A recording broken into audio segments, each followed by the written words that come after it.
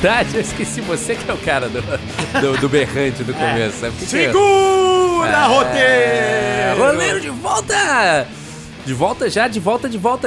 Episódio 26, então, pô, pelo menos 2 a gente conseguiu, hein, Bo? 26 é camaleão no jogo do bicho. Mentira, eu não sei. Boa. Estamos de volta aqui com o Roleiro, episódio 26, terceira temporada. A gente voltou estávamos com saudade. Estamos aqui de volta para ler os roteiros de vocês, roteiristas que querem ter um roteiro lido, que eu imagino que sejam todos os roteiristas, né? Exatamente. Agora com mais dificuldades, com astigmatismo, com miopia, com vários graus e muitos uns óculos anos depois, multifocal pra usar, que é universo terrível, cara. Não caiam no golpe. Podcast. Vamos achar um bet pra patrocinar a gente? Será que tem algum bet? Vamos, cara. Que bet patrocinaria um podcast de roteiro? Script bet. Script bet, vai ser uma coisa, a gente lê 3 páginas e a gente aposta... Ó, já tô pensando, hein, numa ação comercial. A gente lê 3 páginas e aí os ouvintes apostam como é que termina e a gente revela no episódio seguinte quem apostar melhor ganhou. Exato. Aí você aposta baratinha, R$1. Roteiro bet, gostei. Roteiro bet. Embu, como é que você tá essa semana? Tudo bem? Tranquilo? Olha, eu estou bem aqui, não é mesmo? Essa mudança de tempo em São Paulo deixa a gente louco, não é mesmo? Nariz entupido ainda. Nariz entupido. Esse verão e inverno. Toma tosse aqui pra vocês. Estourou tudo. Exato, essa Desculpa sala... estragar. Agora acabou de entrar Covid pelos ouvidos de quem tava ouvindo de fone. E, inclusive, essas coisas de salas baixas. Eu tô trabalhando numa sala de roteiro que ela tem 1,90 m de altura. Você não precisa nem esticar a mão pra você bater no teto da sala. Caralho. Sem janelas. É uma coisa gostosa. Um ambiente... Por falar em ambientes saudáveis e agradáveis pra escrever roteiro. Você tem assistido Vai Que Cola ultimamente? Você tem assistido a novela da vida real do Vai Que Cola? Você tem acompanhado? Olha, eu tenho, né? Eu estava, como eu falei no episódio anterior, eu fiquei um tempo no Rio, trabalhei num projeto, que foi incrível, com uma galera incrível.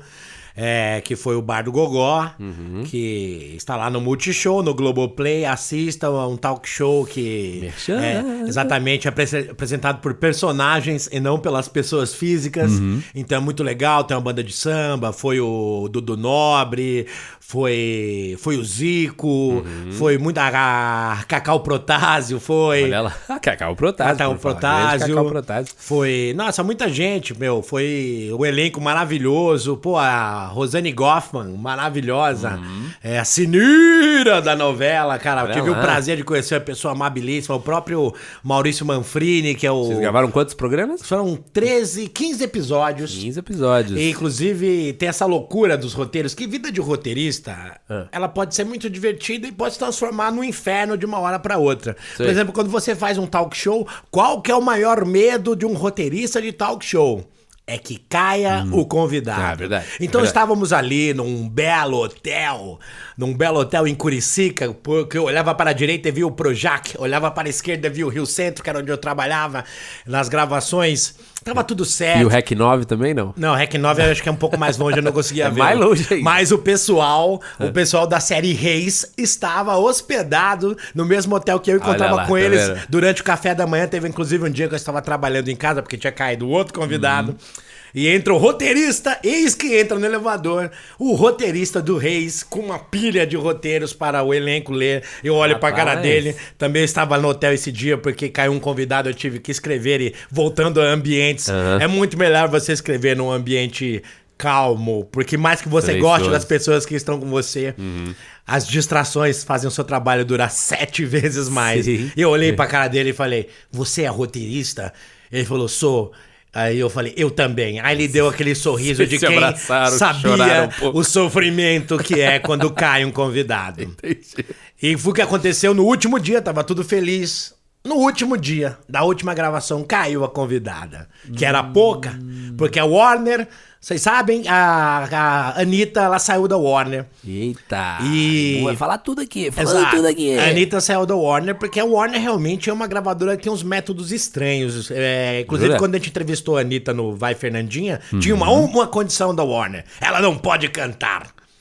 Você fala, mas ela é a Anitta, amigo, mas ela não pode cantar. E impuseram essa condição também para a Poca e não liberaram. E a Globo falou, se não liberarem, nós não gravaremos, porque nós podemos gravar, eles não liberam e a gente perde o dinheiro e não pode exibir. Parênteses. É pouca que se fala? Eu achei que era pouca. É pouca, porque vem de Pocahontas. Olha, eu tava fora, gente. Eu tava fora do Brasil, desculpa. Porque é o seguinte, né? Disney também, ela gosta muito dos direitos autorais, como todos os players. Então, gosta pra ela, pra dividir pros roteiristas. Não, exatamente. Ela gosta, só dizendo isso, ela gosta dela. E então a MC Pocahontas não pôde ser mais Pocahontas, virou Poca, obviamente por razões óbvias. Acho que todo mundo que viu a Pocahontas e conhece a Poca sabe porque ela teve esse apelido. Então, e ela está na Warner e teve exatamente, que caiu, foi a convidada que caiu. E aí eu tive que arranjar a Sandra de Sá. Que maravilhosa, né? Podemos fazer um podcast só elogiando a Sandra de Sá. Sim. Mas eu tive que fazer, em poucas horas, o trabalho que eu fazia junto com minha equipe. Todos nós éramos 5 pessoas. A gente levava 2 dias para fazer o roteiro. Eu tive que fazer tudo isso sozinho em algumas horas. Uou. Porque ia gravar no dia seguinte. Sim. Aí eu posso levantar outra questão aqui, meu amigo. Levanta. Roteiristas geralmente não vão para o set. Mas eu gosto de ir para o set, até porque para eu conhecer os personagens, os atores. Eu gosto de set, da dinâmica, de ficar no switcher. E eu digo, se eu não tivesse ido para o set, se eu não tivesse conhecido todo o elenco, os personagens, como é o trejeito deles, o que eles fazem, eu não teria conseguido escrever um roteiro em 5 horas, que eu demoraria 2 dias e 5 pessoas. Claro. E tenho que agradecer também a uma pessoa que eu não gostava. Aliás, eu não gosto ainda, mas ela me ajudou. Se não fosse o Sérgio Malandro, que é essa pessoa, eu não teria escrito esse roteiro. O Sérgio Malandro te ajudou a escrever o roteiro? Exatamente, porque o roteiro, meus amigos, meus queridos ouvintes aqui do Roleiros, uma coisa importantíssima pro roteiro, seja ele de ficção ou não ficção, é a pesquisa. Para você saber sobre o que você está falando, para você mergulhar no universo da sua história. Então, eu precisava fazer uma pesquisa na vida real, entre a minha equipe de 5 pessoas, eu tinha uma pesquisadora. But, nesse momento eu não tinha mais ninguém, só restava eu. Sim. Mas minha namorada Ana, um beijo pra você, Ana, querida Ana, me ajudou. Porque eu precisava fazer uma pesquisa rápida. E como é que eu fiz essa pesquisa? Sobre Sandra de Sá. Sobre Sandra de Sá. Ou através de um podcast. No outro episódio falamos de podcasts longos. Sim. E agora eu vou até me redimir. Porque se não fosse um podcast longo, de 2 horas, eu não teria conseguido fazer esse roteiro. E esse podcast de quem que era? Do Sérgio Malandro. Podcast do Sérgio Malandro com a Sandra de Sá? Com a Sandra de Sá. Inclusive eu não lembro o nome, mas tem no Spotify. Porque ela me mostrou, né? A Ana separou... O podcast é do Sérgio Malandro. É, do Sérgio Malandro e mais um amiguinho que eu não lembro quem é. E ele entrevista pessoas. Entrevista pessoas. E eu, entre todos os podcasts que a minha namorada me ajudou, fez essa pesquisa pra mim, eu olhei, o do Sérgio Malandro é o que mais tem a ver com o programa. É um humor popular e tal. E eu ouvi. Cara, foi incrível. Inclusive... A produtora executiva, a Leila, da Panorâmica Filmes, que estava lá no comando da nossa produção ali no momento, junto com o nosso diretor Silvio Guindani, e nossa querida amiga Raquel, também diretora, o Evaldo. E aí, ela falou, Embu, eu confesso que pelo prazo eu tava esperando um roteiro mais básico, assim, mas graças ao Sérgio Malandro eu consegui fazer um roteiro razoavelmente legal. Sim. Modéstia à parte, eu fiquei morto, mas fiquei satisfeito. E o programa, você acompanhou o programa, foi legal. Foi uma gravação, eu estava morto na gravação, mas foi maravilhoso, porque a Sandra de Sá é foda. Mas é interessante você falar isso, porque, assim, associa-se muito à profissão do roteirista, ou parece que é uma coisa meio comum, essa questão de ter que gravar de desespero, prazos, não sei o quê. E, ó, a gente tá falando, já vive isso que você viveu também em programas de variedades, e que você tá... É uma coisa gravada quase que ao vivo, entrevista, tem um elemento ali de fora, mas... Isso é uma questão, assim, trabalhar assim nem cansa, mas não é que você fica indignado. Você sabe e faz parte da variedade. Exatamente, não tinha o que fazer. Agora, ter que viver... todo dia, por exemplo, num programa de ficção em que tudo é controlado e não sei o quê, escrevendo e reescrevendo as coisas até o último dia, aí já é uma sensação um pouco diferente, né? Exato. Já é uma questão que a gente entra numa outra seara que, pra puxar do assunto que tava quente essa semana do Vai Que Cola, não vamos entrar nos méritos ali de pessoas e o que aconteceu. Essa semana não, que talvez esse podcast... Vamos saber, né, o que vai ter acontecido. A gente vamos falar especificamente do métier do roteirista, do que diz respeito, que muito se falou nos relatos ali e que era um comum para uma equipe, todo mundo tá reescrevendo o roteiro 1000 vezes e ter que reescrever até o último momento que a leitura era feita logo antes, e aí os atores não pegavam antes, não sei o que, e todo mundo tava sempre reescrevendo. E a gente às vezes se acostuma com situações assim que não precisavam ser assim, né, cara? E eu acho que é um pouco que tá todo mundo meio percebendo nisso, né? Os roteiristas vieram falar e também, óbvio, você sabe que existe um código de silêncio, mas não se fala muito, né, do que acontece. Eu conheço as pessoas, e Bu também conhece as pessoas que trabalhavam lá, já contaram histórias e a gente já viveu situações difíceis também em trabalho, mas não é muito costume de nenhum trabalho você muito falar muito sobre a cozinha, né, como é que o negócio foi feito e tal. Mas o que chamou muita atenção foi um programa que já tá na 11ª temporada. Não é que tá se reinventando. De certa forma tem que se reinventar, mas assim, é o mesmo programa, é um programa que já se sabe o tamanho que sucesso consolidado. Digamos que é o programa de humor popular mais famoso do Brasil atualmente. E eu tô querendo dizer assim, se tá numa primeira temporada, a equipe tá se conhecendo, estamos entendendo como se faz o programa, ok, às vezes a gente perde tempo, escreve muitas vezes, ou não sabe, não tem a noção de que pé que o roteiro precisa chegar. Mas, gente, é a 11ª temporada desse programa. Como é que ainda se está escrevendo dessa forma, sabe? Porque parece que vira uma coisa, não é assim que tem que ser e tal, e não é assim que tem que ser, né? Isso é uma coisa que do lado de roteiro chamou muita atenção. E ainda você quer fazer humor, ok, para variedades, existe um certo estresse envolvido de uma pressão que às vezes traz coisas legais do improviso e tal, mas é ficção ali, né, cara? De certa forma, precisa ser assim, né? Como é que você faz? E, bom, a gente trabalhou com humor também bastante tempo. E, às vezes, o clima tá uma merda, mas você tem que fazer uma piada. Eu tenho chefiado salas de roteiro, de talk shows. É verdade. E o pessoal que trabalha comigo, eu costumo trabalhar assim. Se for home office, igual tem acontecido nos últimos tempos, a gente faz uma reunião ali no horário cedo e as pessoas em uma reunião tem um prazo X para a pessoa entregar a tarefa dela. Então, o que ela faz durante esse período não me interessa. O que me interessa é que o resultado esteja bom no momento que ele tem que ser entregue. E assim as pessoas conseguem fazer o que elas têm que fazer seu show de stand-up, ir pra macumba, participar da novela. E tô falando que eu trabalhei com equipes maravilhosas, na Jojo e no Bar do Gogó, equipes maravilhosas. Então, e tudo saiu bem, todos são amigos, inclusive esse do Bar do Gogó.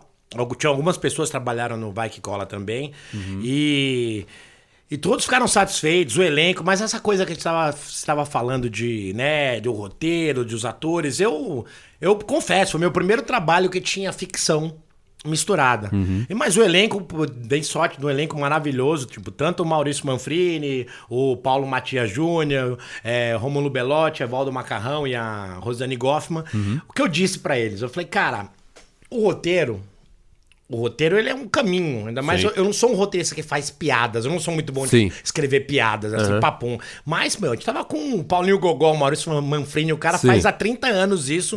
É um gênio, faz um puta sucesso. Eu falei, amigos, eu fiz aqui um caminho. É um caminho, vai de A a B. Porque se você quiser ir fazendo drifting e ficar bom, melhor. Só tem que sair daqui e chegar ali. Isso deu muito certo. Às vezes usavam minhas piadas, às vezes não usavam minhas piadas, mas o caminho estava ali. E foi uma maravilha. Todos gostaram. O clima nas gravações foi maravilhoso. Então, o que eu digo, respondendo a pergunta que a gente foi, na minha opinião, não precisa jogar uma tensão. Às vezes a situação fica tensa por si só. Mas eu não acredito que você deixar a equipe tensa vai fazer com que eles trabalhem melhor. Eu acredito, ao contrário. Eu acho que também, Eu imagino, nunca trabalhei com o Paulinho Gogol, mas já trabalhei com o Tom Cavalcante, por exemplo, que tem essa escola também parecida de um cara que tem uma carreira no teatro, então ele tem uma rádio, segurança... Mas eu digo especificamente o artista que tá muito acostumado a fazer no teatro, ele meio que já tem um certo... Eu sei o que funciona, sabe? Ele conhece muito a voz dele e ele tá muito acostumado ao feedback ali imediato. Então, às vezes... e o Tom Cavalcante não é esse exemplo, ele é um cara muito aberto a isso, mas às vezes o cara fica muito travado de tipo... Olha a piada no roteiro e fala, não, mas isso não vai ser engraçado. Vai ser engraçado do meu jeito. Ou acha estranho e tudo mais, mas a televisão às vezes tem um ritmo diferente também, né? O Vai Que Cola especificamente é quase teatrão mesmo, filmado, né? Então imagino que eles queiram ir sempre mais pra esse lado. Mas, então você como roteirista também tem que, num ambiente de trabalho saudável, eu digo, né? Que existe colaboração e que você também, parte do trabalho é um pouco ir conhecendo... Como é que o elenco... Isso que você falou, você precisa de uma conversa com o elenco, principalmente o chefe de roteiro, né? Precisa conversar com o elenco e falar, pera, mas o que vocês precisam, né? Exato. Que tipo, vocês precisam da piada toda pronta ou vocês precisam de um caminho da situação? Vocês querem ter... Porque é isso, o Tom Cavalcante, ele improvisa muito, mas ele gosta, ele só se sentia seguro pra improvisar se ele tivesse, sabe, o confiante na cama do roteiro que, tipo, bom, se a coisa não estiver rolando, eu posso voltar pro roteiro pra piada, mas ele estando... Isso é uma coisa meio doida. Quanto mais confiante ele tá no texto, mais confiante ele tá pra improvisar também. Então, tipo... E ele volta, ele tenta colocar ali as piadas e tal, mas é um jogo também. E o roteirista, a gente também tem que entender a nossa função, às vezes, que, tipo... Cara, a gente tá lá pra a gente criar um documento que é uma instrução do negócio, pra ter ideia, ter piada... Mas o objetivo final de todo mundo é fazer um programa engraçado, né? Exatamente, então, principalmente em TV. Em TV, esse tipo de programa. Então, várias vezes no Tom Cavalcante, tipo, eu escrevi também roteiros e tal, e 30% era realmente o que eu tinha escrito, mas, cara, fiquei contente, porque ficou engraçado, sabe? Ficou mais engraçado. Esse que tem que ser também a sua postura, hein? Nem, pelo amor de Deus, nem tô dizendo que isso tem a ver com a história do Vai Que Cola. Não, a gente só usou isso de pano de fundo pra falar sobre o mercado um pouco.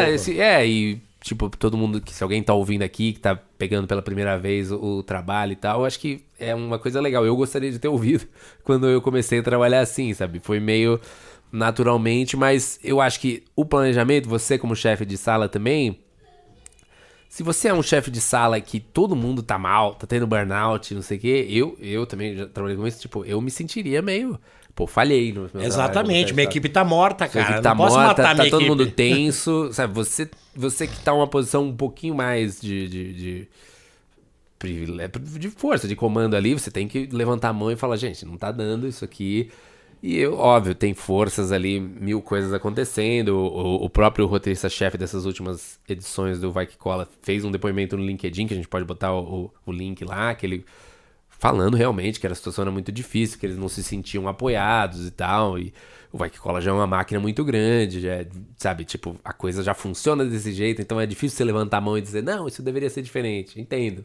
É uma dinâmica ali, mas, cara, foi bem curioso ver isso, e acho que foi legal, isso está sendo discutido na Abra, acho que agora também eu sinto que os roteiristas, a ABRA, a Associação Brasileira dos Autores Roteiristas, né, tal, que seria a nossa WJ, a nossa... Na falta de um sindicato mesmo, é uma associação dos roteiristas, tipo, pelo menos houve um espaço para os roteiristas falaram sobre isso, comentaram, a ABRA se posicionou de apoio, e esse assunto, jornalistas fizeram matéria sobre isso, acho que foi legal que, tipo, não... Sabe, pelo menos isso virou uma coisa...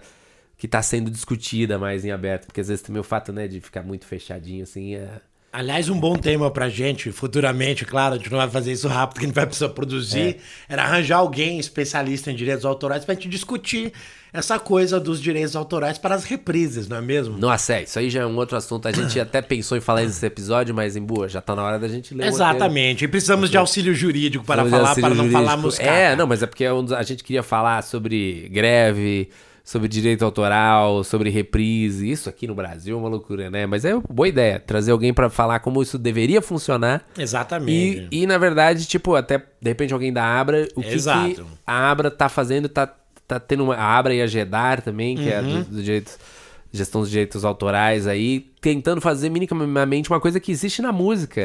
O ECAD, que consegue recolher esses direitos, Cara, se na música tem 1 milhão de rádios, eles conseguem fazer isso, não vai conseguir fazer isso. Exato, gente, não precisa me dar 1 milhão cada vez que vai. Até porque não acontece isso nem quando vai a primeira vez. Mas... Essa desculpa, enfim.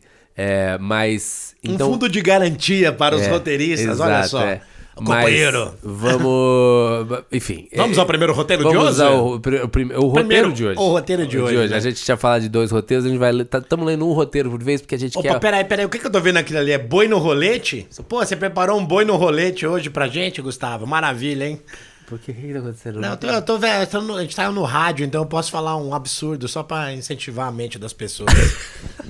Desculpa, viajei total, não sei o que tá acontecendo. Então estamos aí, a gente vai ler agora um roteiro enviado já faz um tempo também pra nós, muito obrigado. O Guilherme Sadek Cunha, roteirista, enviou pra gente. A gente nem falou isso, né? Porque se alguém tá ouvindo aqui pela primeira vez, o roleiro, a função do roleiro é falar sobre roteiristas lendo roteiros. Então você que tem um roteiro, mande pra nós, a gente lê aqui e comenta. Então, o roteiro de hoje Lembrando que nós lemos as 3 primeiras páginas, porque senão o podcast teria 2 horas de duração. Dependendo do que vocês mandam, às vezes tem gente que manda filme inteiro aqui, é uma loucura. Mas essa se chama uma série chamada Espírito Maternal, criada por Guilherme Sadek Cunha, de Brasília, a gente supõe, né? Porque o telefone dele é 061. Né? E o piloto chama O Retorno de Susan. Então vamos agora para a leitura dramática do roleiro de Espírito Maternal, O Retorno de Susan. É uma sala de espera pequena e nebulosa. Há 3 portas. Uma escrito Paraíso, outra Terra e a última Inferno. Uma variedade de pessoas estão esperando sentadas em cadeiras, como se fosse uma mistura de pessoas esperando em uma delegacia de polícia num sábado à noite de carnaval e pessoas esperando para receberem a hóstia numa missa. Susan, 40. Uma mulher tão amorosa que poderia se sufocar nesse amor. Anda pela sala ansiosa, parece que ela está esperando há mais tempo que os outros.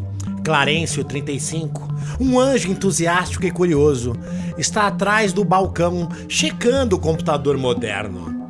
O computador emite um bip. Susan olha para ele empolgada e se aproxima. Susan. Finalmente! Clarencio. Desculpa, é para Marcela Klang. Marcela, 30, muito bonita, vestindo roupas de igreja, entre aspas. Levanta a mão. Marcela. O que eu posso fazer por você, seu anjo bonito?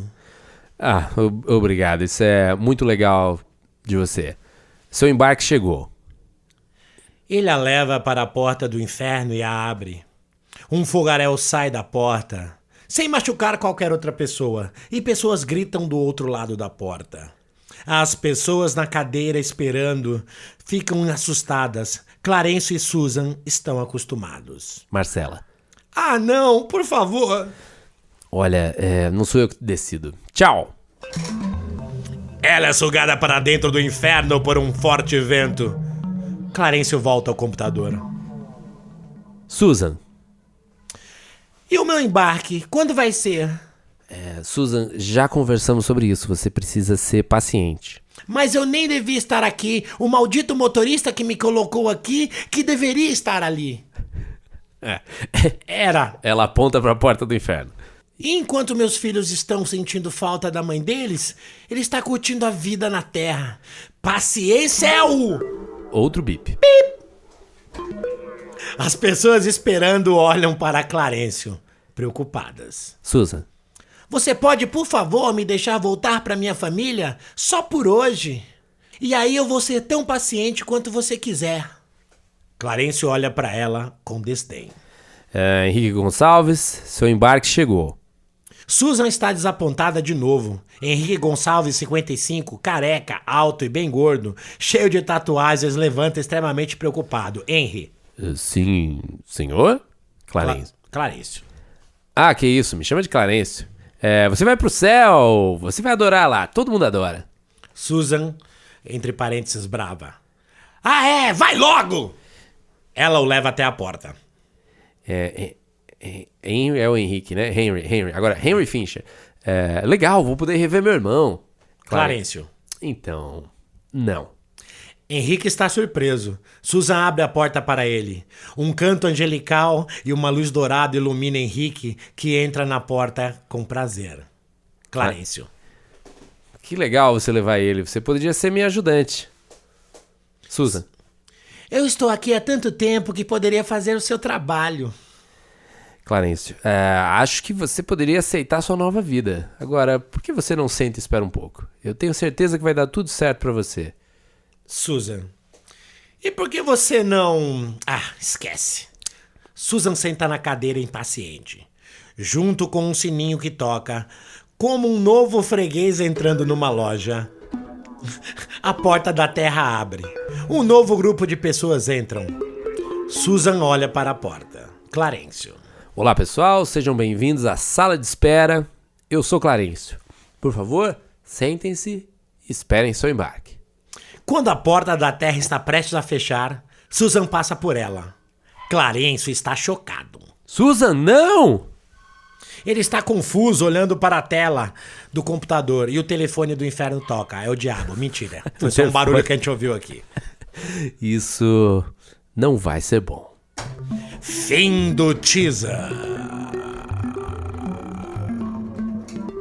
E esse foi as 3 primeiras páginas do piloto da série Espírito Maternal de Guilherme... qual é o sobrenome Sadek dele? Jr. Sadek Cunha. Guilherme Sadek Cunha. Fica bonita a wave lá do tecladinho, parece aqueles bilhetes de loteria antigo. Braille. Muito bem, Espírito Maternal, as 3 primeiras páginas aí do teaser. Ele tinha mandado esse piloto em inglês. E eu pedi, por favor, muito obrigado, Guilherme, pelo trabalho que você se deu aí traduzir em português, porque a gente fazer isso aqui, atuando e ainda em inglês. E ainda tô agora tocando o novo aparelhinho Impulse agora tocando 25 ia aqui, ser um pouco acima das nossas capacidades. Mas vamos lá. Espírito Maternal, como é que a gente julga? Sua primeira impressão sobre essas 3 primeiras páginas, Embu? Olha, em geral, eu gostei da história, eu fiquei curioso pra saber, eu gostei da sala de espera, mas observando, achei que tem muitas palavras repetidas, fazendo uma observação bem primária, sim, assim, não quanto a história, mas quanto a escrita. Tipo, a porta aqui, a porta ali, espera aqui, espera ali. Acho que talvez um pouco mais, uma leitura de um cliente, assim, de um possível contratante, verdade. Isso ia pesar um pouco contra. Então, um pouquinho mais de cuidado, uma revisão. Senti que faltou um pouquinho de revisão. Revisão, verdade, a palavra é isso, faltou revisão. Um pouquinho de revisão, ok, vamos dar um desconto porque ele tá traduziu aqui pra nós. Exatamente. Imagino que ele tenha... Então tem algumas coisas ele fez na tradução, mas eu acho que vale essa dica pra qualquer pessoa, tipo, cuidado um pouco pra não se repetir, pra não... Às vezes, eu acho que as rubricas estavam um pouco mais longas do que o necessário, assim, detalhando coisas... Mas não muito, assim. Elas estavam até eficientes. Acho que gostei no começo que ele fala a idade, dá características físicas. Mas acho que isso é importante pra você visualizar o personagem. Mas eu senti um pouco... Eu gostei das descrições dos personagens, tão interessantes. Que cada um que entra ajuda a pintar um pouco a coisa. Mas eu achei que... A descrição do espaço ficou muito esparsa, assim, né? Tipo, tudo que a gente sabe é que é uma sala de espera nebulosa e pequena. Eu acho que a palavra nebulosa, logo na primeira frase... eu fico imaginando que é uma sala cheia de fumantes. Uma sala de espera nebulosa. Tem uma máquina de fumaça líquida. Eu suponho que ele quis dizer um pouco aquela ideia de que quando a gente quer representar o céu, que é um espaço... meio que se tá nas nuvens, assim... Será que é isso que ele quis dizer? Eu não sei, porque se é a sala de espera, pensando assim... É que quando eu ouço sala de espera, eu me lembro muito do... Como é que chama lá aquele... Dr. Seuss? Seuss, o que... O quê? Aqui é o... Seuss? Dr. Seuss, mas a pronúncia não é Seuss. Mas é isso aí, o Dr. Seuss. Que tem até um texto dele que eu tive que usar de base para fazer um texto. E falava muito da sala de espera, né? Sim. Então, nesse contexto, essa sala de espera me parece um pouco ali um limbo. Você não sabe se você vai pro inferno, é a triagem, né? Sim. Você chega na triagem mas deu pra entender como tem portas, paraíso, terra e inferno, mas ficou faltando esse nebuloso, qual que é o tom, exato. Nebuloso não é uma palavra boa. Foi muito genérico. Não quer dizer nada. Então, tipo, você tá querendo que pareça... Tem um quê de burocrático nisso, né? Um cara tá chamando números e tal, então... minha cabeça foi meio pra um cartório. Mas o nebuloso não se encaixa. Não se encaixa, mas então você não ajudou muito e como tem um quê de teatral. Isso aqui me lembrou muito o texto que eu vou tentar pôr um link aí pra quem quiser ver, Entre Quatro Paredes, do Sartre. Que é uma peça bem curta que é pessoas que estão esperando. Na verdade, elas morreram e elas não sabem. Também um pouco meio nessa situação. A gente morreu, o que será que aconteceu? Estamos no céu, não estamos? E dessa peça que vem a famosa frase: o inferno são os outros. Porque eles descobrem que eles estão no inferno, porque eles são exatamente as pessoas escolhidas perfeitamente pra uma irritar muito a outra, assim, sabe? Tipo, a personalidade de uma é perfeita pra irritar a outra, que todos eles se odeiam ali. É muito interessante essa peça, eu acho que vale dar uma lida aí, porque também é bastante curta e direta, e sabe, tipo, mas ele consegue pintar o ambiente, assim, de uma maneira legal, misteriosa. Chega alguém, joga alguém lá dentro e tal. Eu até falando essa coisa de sala de espera, a gente pode até... Eu tava pensando aqui, eu lembrei do Ruptura. Que Ruptura. Aquela arquitetura da empresa, né? Exatamente, tudo branco, cheio de portas. Me lembra um pouco também o Lobo da Steppe, que tem um trecho lá que tá cheio de portas, cada porta leva pra um lugar. Então, definitivamente a descrição tá pobre dessa sala de espera. E como é o lugar principal dessa primeira parte, eu acho que vale a pena trabalhar um pouco mais nessa, que é bem o começo. Então, nebulosa e pequena, que entram várias pessoas que vão morrendo, começa no meio, conforme você vai lendo, começa a perder um pouco de sentido. É verdade. Eu acho que, assim, eu gosto das, assim, tem dois personagens principais aqui, a Susan e esse Clarencio. Sim, eu gosto deles, eu gostei muito deles. Eles têm umas vozes diferentes, que a gente comentou até no programa passado, que é importante ser os personagens têm vozes diferentes, acho que foi legal, mas, por exemplo, a descrição da Susan, que é uma mulher tão amorosa que poderia te sufocar nesse amor. Eu imagino que isso seja interessante pro arco que você tá imaginando na Susan, mas não deu pra ver nada disso aqui. Então essa descrição acaba sendo meio... Como assim, né? Ela parece que tá impaciente, assim. O que eu li, o que eu senti é que ela tá impaciente. E tá um pouco repetitivo. Eu achei que ela poderia aproveitar um pouco melhor as falas dela pra avançar um pouco a história mais do que... Toda hora, é minha vez, deixa eu ir. Tem uma hora que ela fala da Terra e tal, mas... Voltando ali outra obra clássica, né, a Divina Comédia. Sim. Eu li o Inferno era bem claro, é uma boa descrição para o Inferno, acho que uma das melhores que eu vi. Eu estava lendo o Purgatório, mas eu parei porque o ônibus que eu tava atropelou um cara e eu vi o corpo do cara voando, assim, do lado pro outro, eu não consigo mais continuar o livro. Meu Deus.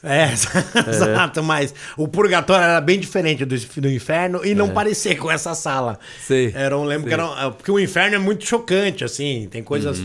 É uma coisa que eu gosto muito é que os padres, os papas, eles estão no inferno. Sim. Eu gostei bastante disso. Mas o Purgatório eu não posso falar muito a respeito porque esse corpo voando me traumatizou. Sim.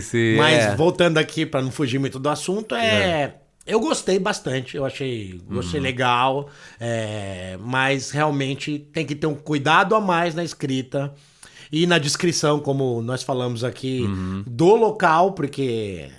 Né? E também de você descrever o personagem e ele seguir aquela descrição que você fez. Como falou nosso amigo, ela não demonstrou nenhuma vez. Aqui, a descrição tem que ser útil ali pro que a gente vai ler, e principalmente nesse começo, assim, tem que entregar algo que... O fato dela ser amorosa não... Parece que ela tá com saudade, mas eu acho que, assim, poderia... Eu entendi logo que ela quer voltar, que ela tá demorando. Isso ficou mas claro. Até que na terceira... Acho que vale como uma coisa boa, que até a terceira temporada acontece uma coisa nova, que é ela entrar na porta, né? Que eu achei um pouco do nada, assim, mas pode ser. Eu até achei por essa impaciência dela... Eu achei ok, eu não fiquei surpreso quando ela poderia fugir. Eu acho, sabe o que eu acho que faltou? Ela pediu pra ver os filhos ela mais um dia. Talvez ela falasse um pouco assim, tipo, não, mas não dá, tem que falar com algum gerente aqui, não é possível, sabe? Já tá mais inconformada, né? Já passaram 300 pessoas aqui, eu tô aqui, já passaram 300, não é possível, eu já reclamei, sabe? Talvez ela explicasse um pouco mais o estado de coisas que tá ali, que eu achei que eu não consegui muito pegar além disso, de tá todo mundo esperando e ela tá esperando mais que os outros. Mas ela tá esperando o quê? Séculos, né? Quando a gente tá falando de purgatório, a gente meio que não sabe. Exatamente. O Apple Watch não funciona no purgatório. Mas então é bom dar essas pistas, assim. Mas enfim, achamos legal, eu gostei, fiquei curioso. Acho que serve essa função de tipo, tem uma ideia aqui, acho que pode mostrar um pouquinho mais, assim, de quem é essa Susan, ou pelo menos o que aconteceu, dar um pouco mais de pistas pra quando ela voltar, a gente já entender um pouco melhor, ter pelo menos uma noçãozinha do que vai acontecer.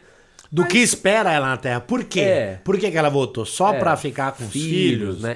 De repente na reclamação dela, ela poderia dar uma pista assim, não, você não sabe, meu filho tá precisando de mim. Não sei Exato, um pouco mais enfático. Né? E de repente nessa enfatizada que ela tá tentando convencer o anjo, dá um pouco mais de informação pra nós do que tá acontecendo. Mas, cara, é isso, o espírito maternal, então, conforme a gente sempre faz, quem quiser ler também junto, vai ter um link na descrição para você clicar e poder baixar esse roteiro. E foi isso, a leitura, e o programa está chegando no final. Recados finais, Fábio Boa. Olha, eu quero prestar uma homenagem a essas waveforms ali que realmente ficam muito bonitinhas em comparação com... música ao vivo. Com as waveforms da nossa voz. Sim. Queria agradecer muito ao Guilherme, parabéns pelo seu roteiro. Espero que nossas dicas tenham sido úteis. E, poxa, você aí, querido escritor, querido roteirista ou aspirante a roteirista, mande seu roteiro pra gente. Por favor. Comente lá na página. Acho que no Spotify agora tem uma página aberta lá. Tem um site lá. Você pode comentar.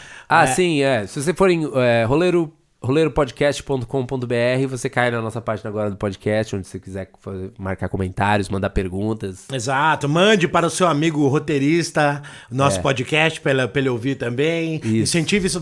O importante para o nosso mercado, há 10, 15 anos atrás, amiguinhos, o mercado de roteiro era bem menor. Bem menor. Tudo bem que ele está crescendo mais lentamente do que deveria, mas ele está crescendo. Hoje temos associação, temos várias coisas acontecendo. Então, vamos fomentar ainda mais esse mercado para que você possa entrar nele, se você ainda não entrou. E se você tem um roteiro para mandar para nós, quer que seja lido aqui, o e-mail, de novo, roleiropodcast@gmail.com. Mande seu arquivo aí, PDF, por favor, formatado, de preferência dizendo se é uma série, se é um filme, ajuda, mas se não quiser também, manda com o seu nome, pelo menos, pra gente saber quem você é. E a gente lê ele aqui. Temos mais roteiros aí na fila que você mandou. Se você mandou nos últimos 4 anos um roteiro pro Roleiro Podcast, fique tranquilo, vai ser lido. Não perca suas esperanças. E na hora de dar tchau, Embu, você tem alguma dica aí pro pessoal assistir? Você já fez o Merchan, do Bar do Gogó, do Globoplay, né? Quem quiser ver.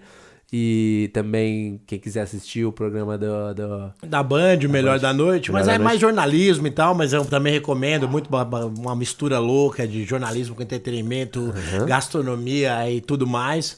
Interessante também. E vamos dar dicas para encerrar aqui para os nossos amiguinhos assistirem roteiros inspiradores. Eu tenho uma dica de série que eu quero que todo mundo assista, que se chama Arina, no Prime Video.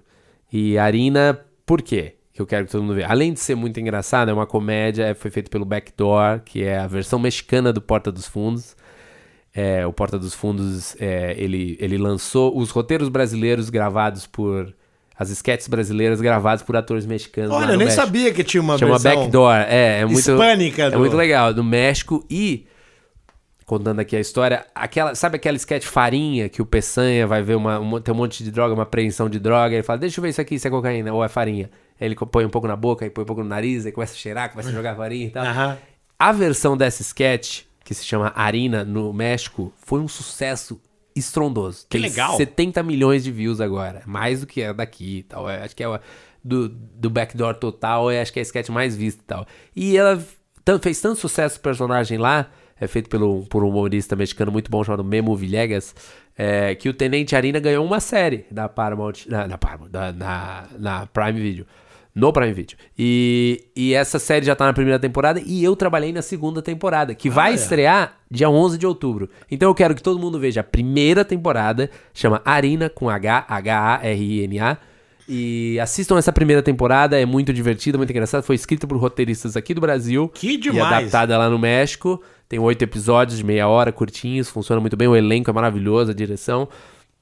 Humoristas mexicanos muito bons. E assistam a primeira temporada, porque no 11 de outubro vai ter a segunda temporada, da qual eu participei. Foi um processo muito legal, que vou querer falar aqui nesse podcast. Ótimo! E pra todo mundo que quiser ouvir. Mas é isso, essa é a minha dica. Arina no Prime Video. Olha, a dica que eu vou dar é uma série que eu tô inclusive revendo, que ela é do Globoplay, ela é muito bom, chama... A primeira temporada é muito melhor que a segunda. Que inclusive a segunda é uma história diferente.